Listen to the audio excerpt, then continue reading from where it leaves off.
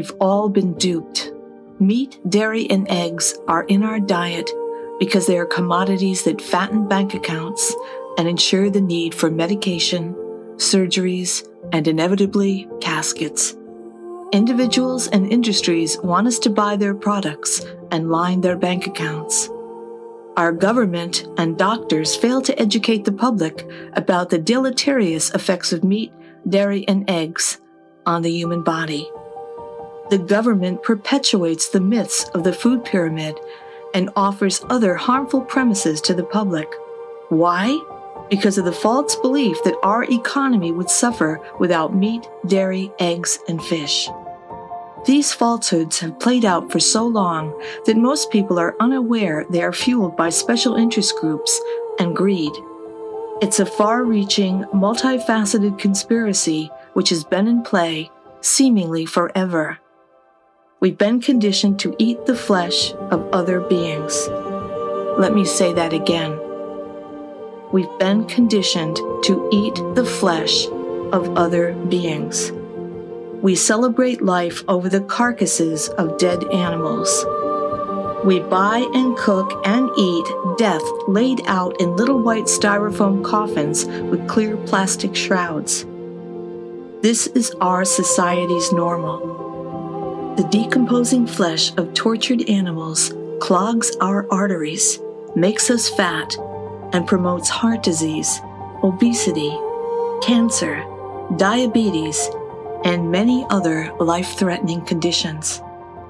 If the life-threatening health implications are not enough reason for you to stop buying and eating dead animals, consider the moral and psychological reasons for ending this barbaric conditioned habit that dulls our senses, blocks our spirits, and stains our humanity. Do you know how much it costs to raise a cow? Do you know how much water one dairy cow drinks? Are you aware that it costs more to produce dairy milk than what it can be sold for? Even the economics of it are preposterous. It makes no sense, yet the insanity continues. Do you know how much water it takes to produce a single 8-ounce steak? Or how much land is needed for a single cow to graze? Or how much that cow needs to be fed? It's shocking. And far more importantly, how can people knowingly ingest the bloody, decomposing flesh of other sentient living beings? Or should I say, formerly living beings? The horror faced by food animals is endless, especially for dairy cows. They're rod-raped, impregnated through artificial insemination over and over again. As soon as they have a calf, it's callously taken from them. If it's a male calf, it'll be sent off in a crate to be butchered for its veal. If it's female, it will be endlessly impregnated and made to serve like a wet nurse to human beings. When the calves are taken, the mother cows cry out in mourning, just like any human would. This is an endless circle of horror for dairy cows, ending only when they are too old to produce milk. You see, the only end to the horrors faced by so-called food animals is death. Isn't that a terrible term? Food animals? How dare humans think we have a right to kill other beings? It goes so far back. Perhaps there was a time in civilization where eating other beings was necessary for the survival of man, but that time is long gone. Like most, I was indoctrinated into the meat-eating world by two of the people I most trusted, my mother and grandmother. My grandmother owned a diner filled with the most delicious foods in seemingly endless quantities. As a grandchild of my loving, kind grandma, I was encouraged to stop by on my way home from kindergarten, to perch on a twirling stool at the counter, and to figure out what I wanted to eat from the steam tables, typically offering at least 3 different varieties of animal flesh. And there was the big old silver milk machine that dispensed nearly ice-cold milk. If that wasn't interesting enough, the milk, ice cream, and chocolate syrup could be added to a tall, silver canister and turned into a milkshake big enough to fill a pretty glass and a half. Wow! I was a sitting duck. The amazing aromas of pies and cakes, meat and gravy, and bacon sizzling on the huge grill were dizzying and intoxicating. Meat and other animal products were offered as forms of love and comfort. It all seemed natural and wholesome. It all tasted delicious and smelled heavenly. Animal flesh and stolen milk and chicken eggs indoctrinated me into the callous world of aggression. Eating animals intruded on my otherwise emerging values. When the feelings of love and comfort I got from food collided with my sense of right and wrong, the loving, comforting feelings whitewashed the stains of death on my plate. One of my early childhood memories was of watching my beloved grandmother holding a chicken carcass over a flame on her big 8-burner gas range. When I asked her why she was doing that, she informed me she was singeing the little hairs off the chicken that remained after the chicken's feathers had been plucked off at the chicken plant. I remember thinking that I didn't know that chickens had little hairs on them. I remember the smell of the singed hair. It's the only bad smell I can recall from the restaurant. Realizing chickens had little hairs under their feathers made them seem more like humans to me. But it never occurred to me we should not eat them. My nostrils still flare trying to recoil from the memory of the stench of the singed hairs. As I share these childhood memories, it's not meant to condemn my grandmother, my mom, or my aunties. They were all following the programming that preceded their existence. They all learned to feel love and show love through the food they served and ate. These wonderful, loving women unknowingly taught me it's okay to kill animals and to steal their products. I understand how it came to be that this is all normal, but my heart and mind are wounded and troubled by the cold, hard facts of this habitual programming. What troubles me the most is I went on to perpetuate these atrocities. Despite being a thinking person who views myself as a spiritual being, I contributed with my dollars to this horror. Worse still, I actively engaged in the torture. I'm guilty of throwing live lobsters into cauldrons of boiling water. I remember the lobsters trying to escape the pots by crawling up the sides. I remember pushing them down with the heavy lids. I did it. I cannot escape the fact that I threw helpless beings into boiling water. If any of us heard of a person torturing a helpless animal, let alone of burning that animal alive, we would think the person was destined to become a serial killer. I remember when I was growing up, my brother had a part-time job working in the kitchen of a restaurant. He would tell stories about a coworker who amused himself by spitting on people's food before it was delivered to their tables. The stories my brother told prompted laughter and disgust in fairly equal amounts. I didn't stop to realize the animals I ate were traumatized, tortured, and terrified at the moments of their deaths. The energy of fear and death was no doubt inside every morsel of meat, poultry, and fish I ever consumed. That fear, the pain, and the aggression of the butchers were consumed by me day in and day out with each morsel of meat or fish or chicken that I swallowed. How can any of that still be considered normal or okay? How can anyone participate in these horrors or feed the products of abuse to their loved ones and their beloved children? Why is this still viewed as normal? If you witnessed a goat, lamb, chicken, or other animal being sacrificed on an altar as part of a religious ritual, wouldn't you think it bizarre, barbaric, and horrifying? Yet over and over again, animals are needlessly confined, tortured, and inevitably sacrificed for the food on people's plates. I know it's an ugly thing to face, but continuing to ignore the facts makes you complicit. We are still lied to about the supposed need for animal protein. We've been programmed to look away from the truth and to perpetuate the killing. The little girl inside me can no longer be bought off for a milkshake, piece of pie, or pile of mashed potatoes and gravy. Even though, as a child, I was confused by how animals were turned into the delicious food on my plate, the confusion is non-existent in my adult mind. The confusion in my mind and heart now rests fully inside the question of how I could ever have thrown a live lobster into boiling water. It's a regret I shall never overcome. I knew better.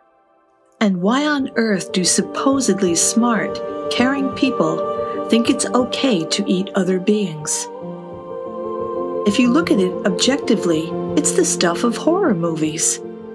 It calls into my mind the movie Planet of the Apes and the more recent movie Earthlings. To see and hear the truth of the history of mistreatment not only of animals, but also of Native Americans, blacks, Jews, and women. Watch these movies with your eyes and heart open. They stand in testimony of the fact that whenever one race, species, or religion feels superior or entitled to conquer, enslave, and or eat another race or species, humanity is stained and history is marked by savage wrongdoing. A little spit on an entree seems far less menacing than the bad energy I routinely ingested. Today we are still lied to about the supposed need for animal protein. We are still programmed to look away from the truth and to perpetuate the abuse and killing.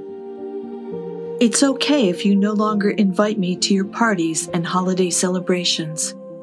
I know my presence at your table causes you to face what you'd prefer to look away from.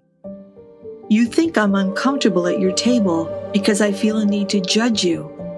But the truth is, I cannot sit and watch people consume other beings without feeling horror at the remembrance of having done it myself. I'm sorry, but you see, ignorance is not bliss, my dears. Ingesting animals hurts you on every level. It robs you of energy. It clogs your veins and hardens your arteries. It even causes you not to trust yourself. Why? Because how can you trust yourself with anything important when part of you knows that you can't even refrain from causing harm to other beings? I'm not a 5-year-old girl any longer. Even when I was 5, part of me knew it was wrong to consume other beings. I wish I had said no to animal products decades ago. I cannot change the past, but I can choose to live and eat in a way that is better for me, the animals, and our planet. I'm grateful to have stopped contributing to these commonplace, savage occurrences. I'm sorry my speaking of these matters upsets and angers my family, friends, and the congregation at my church. But I feel it's the only right, kind, and decent thing to do. I will never forget that I threw live lobsters into boiling water. It's a regret I will never overcome. It now feels dishonest and uncaring not to voice these issues. Animals have no voice or choice in these matters, despite it being their skin in the game. So me, my husband, and my vegan friends need to speak loud and clear and must keep speaking until your heart and mind hears the truth in our words. I wonder how angry you are at me for communicating these thoughts and truths aloud. If a pig is gutted and impaled over a spit on a fire in the forest, supposedly by smarter human beings, does that mean the beings are entitled to eat it? I don't believe it does. I believe it's an act of aggression against another species. I believe that hunting makes people bullies, and those relaxing times I used to spend in my boat for the purpose of fishing were not so relaxing to the fish. Can you imagine yourself happily swimming along, only to have a sharp barb hook you in the mouth, jerk you through the air, and slam you against the floor of a boat? And how relaxing would it be for you if the fisherman cut through your body, removed your insides, and deep-fried your remains? And if you were big enough, before any of that transpired, you'd be dragged off someplace at the end of a pole so your sorry picture could be taken, held by the human who caused your suffering. And that would be a proud day for the fisher person. I murdered many fish in my day. I stood proudly to have my picture taken with my catch. And as barbaric as it all was, everyone around was happy for me. My first husband was a professional fisherman. He took tourists out on a big lake in northern Minnesota to help them find and capture defenseless fish while they all sucked down beer and swapped stories. It was a good time had by all except for the fish. They were tortured, they died, and were eaten. I was 32 years old when I stopped fishing forever. My first husband took it as an affront to his sensibilities. It caused trouble between us. It was the same brand of hostility I faced when I quit drinking alcohol and smoking cigarettes so many years ago. Doing the right thing for yourself as often as not is very unpopular, but it's still the right thing to do, even though it might mean you will not be invited to as many parties and gatherings. Even when it hurts to be excluded, I sleep well at night knowing that I am not polluting my mind with alcohol and drugs. And more importantly, no being has to die or suffer so I can eat food that I never really needed. When I quit taking prescription narcotics about 10 years later, my concerned second husband and my doctor were furious. I had to quit narcotics in private. I would have been bullied into a life on OxyContin and morphine had I not demanded better for myself. I know my husband and doctor feared I would not be able to survive my physical pain off narcotics. They had a justification for bullying me. However, they were both terribly wrong. Life has taught me there is always a justification for doing the wrong thing if you look for one. It doesn't even matter what the topic is. My life has also proven to me that I am stronger than pain, and I feel better when I do what is truly in keeping with my spiritual beliefs and the integrity of my physical body. My third husband, like me, is a non-smoking, sober vegan. If there's a mouse in our home or any other creature wanders in, he humanely traps it and takes it out to the woods. I love him for that. I love the fact that we live in a way that harms no other beings. I love we have the energy to dance, to ride bikes for miles and miles, to swim, and to make love, even now that we are senior citizens. I'm grateful to report I'm healthier, less pained, fitter, more active, stronger, more creative, and more in touch with spirit as a vegan. Even though I know few of my friends and family celebrate my freedom from meat, poultry, fish, eggs, honey, booze, narcotics, and cigarettes, I celebrate myself for having the courage and the self-love needed and the respect for others required to break free from the horrors and insanity of my past self-abuse and abuse of others. I am 62 years old now. My husband is 77. I know we will live the rest of our lives as vegans. I know our lives will be longer and will be happier as a result of being vegan. P.S. Thank heavens, veggies, beans, grains, and fruit are so delicious.